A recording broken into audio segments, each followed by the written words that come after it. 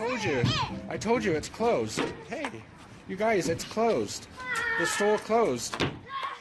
I can play with Jeffrey. I want something new to love. There's so much to love at Toys R Us. I love growing up with my Toys R Us kid. This is my favorite Toys R Us. And why are you crying? Because it's closing.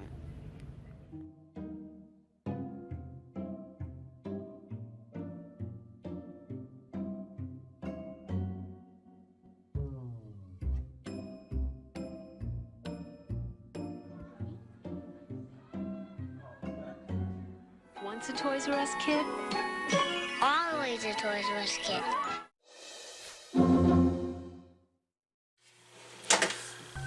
What's up, guys? Welcome once again to the DC Show.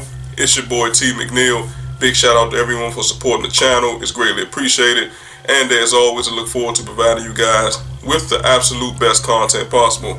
So guys, I don't want to grow up. I'm a Toys R Us kid, okay? I know you guys remember that oh so iconic jingle from back in the day. And you know, it's very sad, man, to see a very special store or franchise for that matter, like a Toys R Us, simply go under and ultimately out of business. Okay. Here's the thing, guys. You know, according to the story, there's about 31,000 employees right now as we speak that is going to be soon getting pink slips, and they're going to be joining the unemployment line. Okay. You know, guys, the thing about retail, it's a tough business. You know, anybody that works in retail, you know, I give you guys all of the praise, man, and I give you guys thumbs up, because you just never know when that day will come. And I'm saying, like, when or if your store will ever close. And this is 2018, guys, so the level of uncertainty this day and age is unprecedented. I mean, we just don't know day to day what's going to happen to any of us, you know, let alone you know, a tragic story like this where such an iconic store is going under. I remember Toys R Us, guys, as a kid. I'm sure you guys have too. My parents used to go there quite often, especially around holidays. You know, they purchased a lot of toys for me. A lot of the video games, you know, a lot of the systems from back in the day that I played with, you know, a lot of that stuff came from Toys R Us. You know, that was essentially the go-to spot when it came to electronics, you know, like the video games and overall the toys. Okay, they had good quality, as far as I can remember, pretty affordable toys. But you got to remember, guys, back in the day, they didn't have a lot of competition like they have now. Okay, so you have competition from the likes of Amazon, Walmart, you know, Target. You know, I think Target's even killing the game right now when it comes to toys. I mean, just these three stores alone, 2 box stores and 1 online, that's enough competition for Toys R Us within itself. Okay, so I know a lot of you guys are probably thinking like, well, you know, I know what killed Toys R Us, and I know your first guess will probably be most likely Amazon, right? Well, guys, here's the thing. Let me actually do you guys a small favor. Let's pull up that article real quick, because according to there's a lot of different sources, guys, but CNN, Washington Post, etc., they're saying that Amazon is actually not the cause for the death of Toys R Us. Okay, just going to read a few snippets for you guys. According to this article here, it says that the company's biggest problem, it was saddled with billions of dollars in debt. Okay, that debt stopped it from making the necessary investment in the stores. Okay, and that meant an unpleasant shopping experience that doomed the chain. So it goes on to say, guys, that the company told employees Wednesday that it would close or sell its U.S. stores after almost 70 years in business. Okay, so there you have it, guys. They were billions of dollars in debt. Okay. You know, that's something that you don't really want to read. That's not something, guys, that you want to hear. But that's just the marketplace, man. I mean, you know, companies come and go, especially iconic companies like this. And what it tells me is the simple fact that no company is immune to this, man. I mean, any company at any time can simply poof, just vanish. You know, look what happened with Circuit City back in 2008 and 2009 when we were having the whole, you know, government crisis and the whole recession was going on. You know, they couldn't bounce back. They went under. Okay. Same thing with National Wholesale Liquidators. They went under. Okay. H.H. Gregg, I think, probably took the place of Circuit City. You guys correct me if I'm wrong on that, but they didn't last. Okay. And they probably didn't last a good 2-3 years before they went under, you know. So, you know, it's a dog-eat-dog world, man. And it's like, basically, guys, what it's saying is it's only the survival of the fittest, okay? And not only the survival of the fittest, but, you know, these companies have to change, man. They have to change with the times, and they have to evolve, okay? They got to evolve into something greater. That's just the way it is, because the way the world works now and the way the world worked 20 years ago is completely two different things.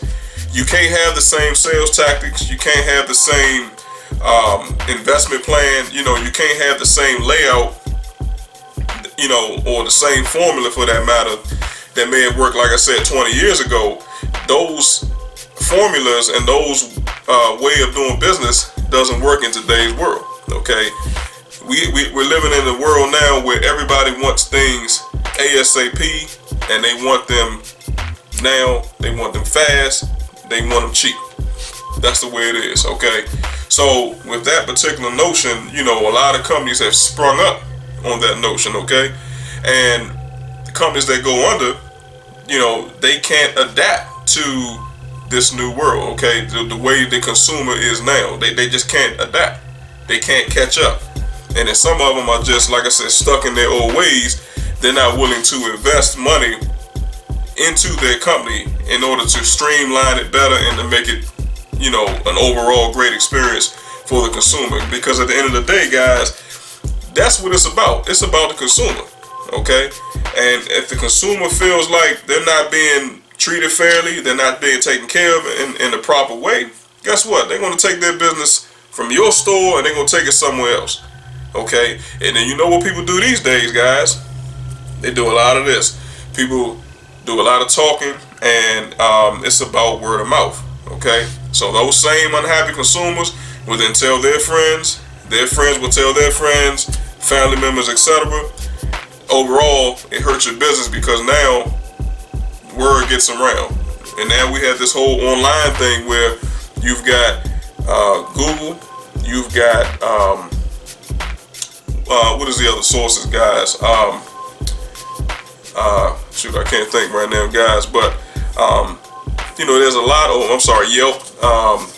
You've got all kind of online sources where you can report different things.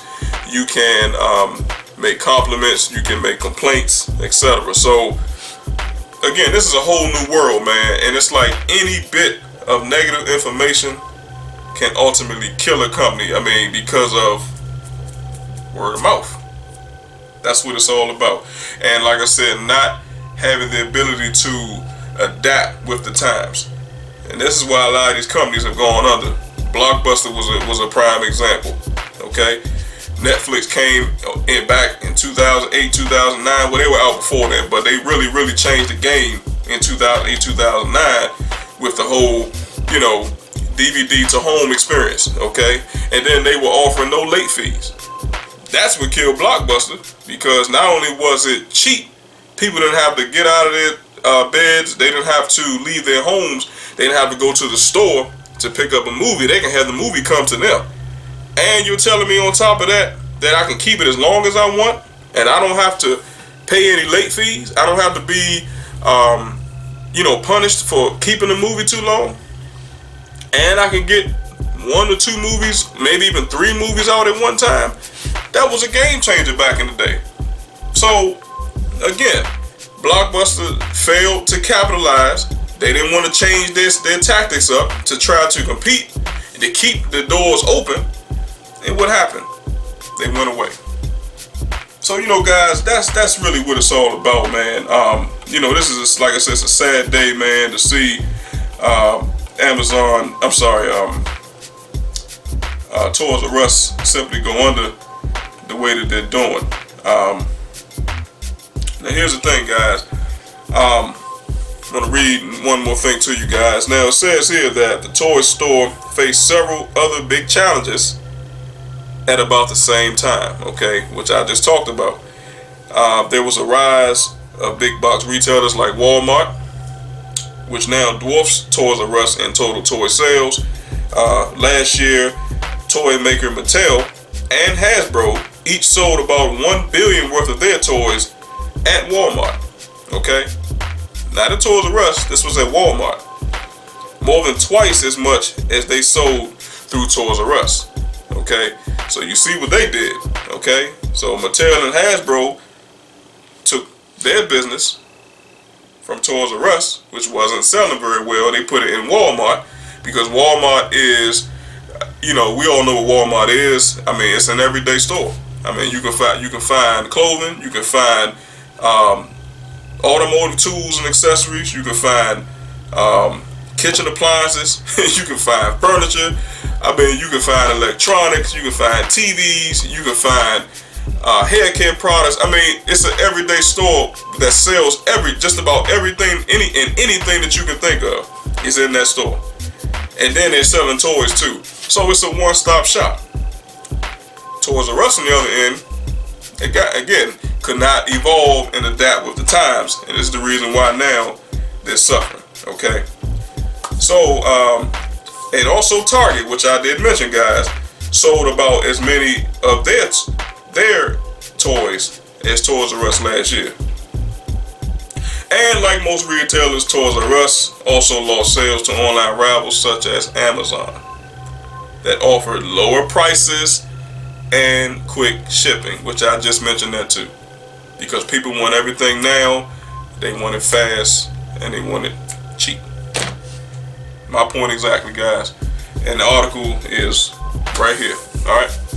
So guys, give me your thoughts and opinions on this whole I say tragic situation, guys, because, you know, again, like I said in the beginning of the video, you know, Toys R Us is a very iconic traditional store. You know, I have a lot of fond memories there, and I'm sure you guys have too. So, you know, let's have a conversation about it, guys, and, you know, let me know what you guys think about this whole Toys R Us situation, and what were your fondest memories of Toys R Us growing up as a kid, because they've been out, I believe, since the 40s. So a lot of people have grown up on this toy store, man. And like I said, it's been out over 70 years. So to see this toy store simply vanish, like I said, it's a bad day, man, you know. But again, like I mentioned before, guys, it's simply a dog-eat-dog world. Alright, guys, so do me a favor, guys, make sure that you give a brother a like for this video. I would definitely appreciate it. Also, guys, if you enjoy this type of content, you'd like to hear and see more of it, please make sure that you smack that subscribe button. Alright, guys, so this is T. McNeil from the DC Show. I will catch you guys in the very next video, man. Alright, so you guys have a good day. Thanks for watching. Deuces, baby. And I'm out of here. Boy.